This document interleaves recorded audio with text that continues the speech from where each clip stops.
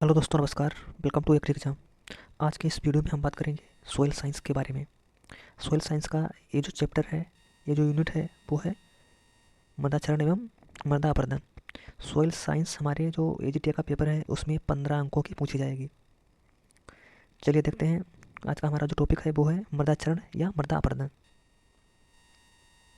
चलिए देखते हैं इसकी परिभाषा। मृदा क्षरण या मृदा अपरदन की परिभाषा: मृदा के कणों का किन्हीं बाह्य शक्तियों के द्वारा एक स्थान से दूसरे स्थान पर चले जाना मृदा क्षरण कहलाता है।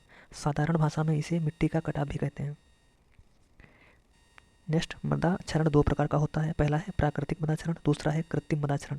प्राकृतिक मृदा क्षरण है वो होता है जल द्वारा, वायु द्वारा, व्यव क्षरण। और जो कृत्रिम मृदा क्षरण होता है वो होता है त्वरित क्षरण इसे कहते हैं, जो कि मनुष्य द्वारा होता है।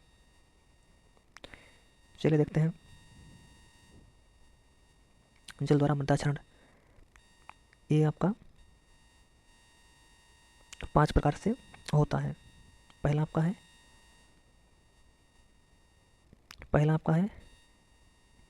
Slash erosion. स्प्लेश इरोजन यानी अपस्फुटन अपस्फुटन मृदा क्षरण। ये आपका वर्षा की प्रारंभिक बूंदों द्वारा मृदा के कणों का अपने स्थान से छिड़कना, यानी वर्षा की बूंदें जहाँ गिरती हैं वहाँ से कुछ मिट्टी जो है छिड़क के दूर चली जाती है। ठीक है, इसे कहते हैं अपस्फुटन मृदा क्षरण यानी स्प्लेश इरोजन। यह जल द्वारा क्षरण की प्रथम अवस्था है। दूसरा है परतदार क्षरण या सीड इरोजन। इसमें खेत की पतली उपजाऊ परत का जो है बह जाना, यानी ऊपर की जो उपजाऊ परत होती है वो पानी के साथ बह जाती है।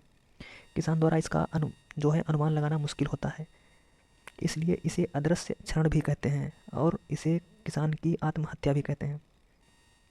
नेक्स्ट आपका है क्षुद्र नलिका क्षरण या रिल इरोजन। इसमें आपकी खेत में उंगलियों के समान पतली नालियाँ बनती हैं, जिसके माध्यम से जो मिट्टी होती है वो जल के साथ बह जाती है और आपका ये नालियाँ सामान्यतः भू परिष्करण क्रियाओं से समतल हो जाती हैं। ये ज़्यादा गहरी नहीं बनती हैं, ऐसी उथली रहती हैं। चौथा आपका है अवनालिका क्षरण या गली इरोजन। ये नालियाँ सामान्यतः भू परिष्करण द्वारा समतल नहीं की जा सकती हैं, यानी इसमें जो नालियाँ बनती हैं वो काफ़ी बड़ी होती हैं, ठीक है, जो कि भू परिष्करण की क्रिया से समतल नहीं की जा सकती। नेक्स्ट आपका है गड्ढ क्षरण या रिवाइन इरोजन। ये क्षरण मुख्यतः पहाड़ी इलाकों में पाया जाता है। नेक्स्ट आपका भूस्खलन जल प्लस मृदा के द्वारा जो है मिट्टी की बहुत बड़ी मात्रा में बह जाना भूस्खलन कहलाता है। ये बहुत हानिकारक होता है। आपका नेक्स्ट है सरिता तीर क्षरण, नदियों के किनारे पाया जाता है।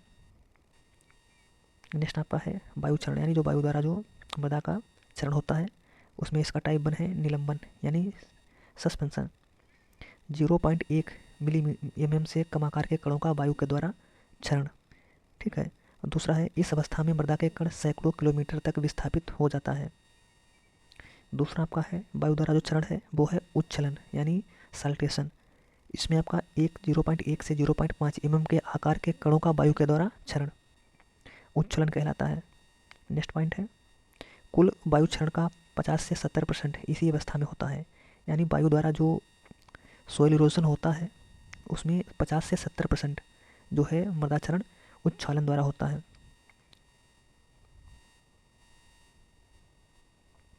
यह वास्तव में मृदा कणों के उछल कूद की एक श्रृंखला है। सर्वाधिक वायु क्षरण इसी अवस्था में होता है। नेक्स्ट है तीसरा है सतह विसर्पण यानी सरफेस क्रीपिंग। इसमें आपका 0.5 से बड़े कणों का मृदा पर वायु के प्रभाव के कारण घसीट कर चलना, यानी इसमें 0.5 से जो बड़े कण होते हैं वो वायु के प्रभाव से जो है घसीट कर अपने स्थान से कुछ दूर तक जो है विस्थापित हो जाते हैं। नेक्स्ट पॉइंट है कुल वायु क्षरण का 5 से 25% इसी अवस्था में होता है, यानी वायु द्वारा जो मृदा क्षरण होता है उसमें 5 से 25% सतह विसर्पण के माध्यम से होता है। नेक्स्ट है आपका व्यव क्षरण। व्यव क्षरण क्या है? जल एवं वायु द्वारा संयुक्त रूप से किया जाने वाला मृदा क्षरण को व्यव क्षरण कहते हैं। उदाहरण आपका है नहरों के किनारे वाले क्षेत्रों में पाया जाता है। नेक्स्ट आपका है कृत्रिम क्षरण या मानव द्वारा या त्वरित क्षरण। ये आपका है रेलवे लाइन, सड़क, पुल, नहरें, पाइपलाइन आदि मानवीय गतिविधियों के द्वारा होने वाला मृदा क्षरण, इसे कहते हैं कृत्रिम क्षरण।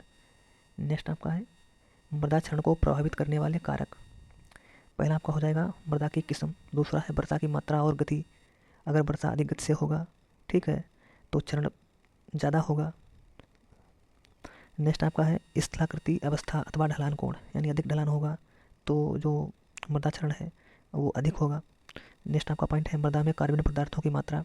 नेक्स्ट वनस्पति की उपस्थित, यानी जब अधिक घास फूस होगी, अधिक वनस्पति होगी तो मृदा क्षरण कम होगा। अगर वनस्पति है ही नहीं तो मृदा क्षरण अधिक मात्रा में होगा। नेक्स्ट पॉइंट है मृदा संरक्षण, सॉइल कंजर्वेशन। मृदा क्षरण को कम करना ही सॉइल कंजर्वेशन या मृदा संरक्षण कहलाता है। वायु द्वारा होने वाले क्षरण को कम करने के उपाय। वायु द्वारा जो सॉइल इरोजन होता है उसे कम करने के उपाय हैं। पहला है आपका विंड ब्रेक, खेत की उत्तर से पश्चिम दिशा। इसमें कई बार क्वेश्चन पूछते हैं जो विंड ब्रेक है वो उसकी किस दिशा में लगाते हैं, तो उससे लगाते हैं उत्तर से पश्चिम दिशा में, यानी विंड ब्रेक है वो खेत की उत्तर से पश्चिम दिशा में वायुरोधी वृक्ष लगाना विंड ब्रेक कहलाता है। दूसरा है शेल्टर बेल्ट, यानी निर्जीव पदार्थों का दीवार, बाढ़ अथवा वृक्षों की कतार के साथ झाड़ियाँ लगाना जो है शेल्टर बेल्ट कहलाता है। नेक्स्ट है जल द्वारा होने वाले क्षरण को कम करने के उपाय। तो इसमें पहला है ग्रीष्मकालीन गहरी जुताई, यानी मृदा में कठोर परत को चिलेज हल की सहायता से तोड़ा जाता है। दूसरा है पलवार अथवा मल्चिंग। पलवार, पहली है पलवार पॉलीथीन या मल्च, गर्मी में सफ़ेद पॉलीथीन, सर्दी में काली पॉलीथीन, यानी ज़मीन पे गर्मियों में सफ़ेद पॉलीथीन बिछाते हैं और सर्दियों में काली पॉलीथीन बिछा के मृदा को संरक्षित रखते हैं। दूसरा आपका हो गया स्ट्रो मल्ब, यानी चारा। इसमें आपका गेहूँ है, जौ का भूसा उपयोग जो है करते हैं, गेहूँ या जौ के भूसे का उपयोग करते हैं। इसे मृदा के ऊपर जो फसल बोते हैं उसके बीच में जो स्पेस होता है उसमें बिछाते हैं, जिससे मृदा क्षरण कम होता है। नेक्स्ट आपका हो गया लकड़ी मल्च, कपास के तने का उपयोग किया जाता है इसमें। और आपका डी है वर्टिकल मल्च, इसमें फसलों के अवशेष तथा मिट्टी के उपयोग करते हैं। यह काली मृदाओं में उपयोग में ली जाती है। इसका प्रयोग साधारणतः कॉफ़ी में किया जाता है। नेक्स्ट आपका है डस्ट मल्च। डस्ट मल्च मृदा की ऊपरी 5 सेंटीमीटर परत को भुरभुरी बना दिया जाता है। और तीसरा है आपका जो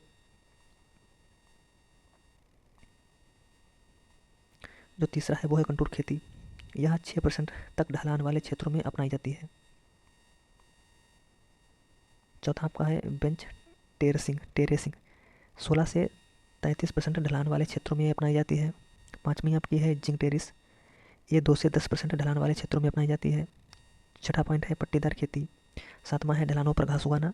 आठवां है कवर फसलें उगाना। दलहनी फसलों से मृदा क्षरण कम होता है क्योंकि यह कम समय में अधिक वनस्पति वृद्धि करते हैं, इसलिए इसे आच्छादित कवर फसल कहा जाता है। जैसे आपका है मूंग है, उड़द है, लोबिया है, सोयाबीन है। रसायनों का उपयोग करके मृदा में बिटूमिन तथा एसिटाइल एल्कोहल का उपयोग करके मृदा में ढेलों का निर्माण होता है, जिससे मृदा क्षरण कम होता है। नेक्स्ट है शुष्क क्षेत्रों में पौधों में जल की कमी होने के कारण प्रोलिन एमिनो अम्ल का निर्माण होता है। नेक्स्ट पॉइंट है भारत में सर्वाधिक क्षरण जल द्वारा होता है तथा राजस्थान में सर्वाधिक क्षरण वायु द्वारा होता है तथा उत्तर प्रदेश में सर्वाधिक क्षरण आपका जल द्वारा ही होता है। भारत में सर्वाधिक जल द्वारा क्षरण उत्तर पूर्वी भारत में होता है। राजस्थान में सर्वाधिक गली इरोजन यानी अवनालिका क्षरण में देखने को मिलता है। नेक्स्ट है यदि खेत में 0.85 सेंटीमीटर के ढेले हों तो खेत में मृदा क्षरण कम होता है।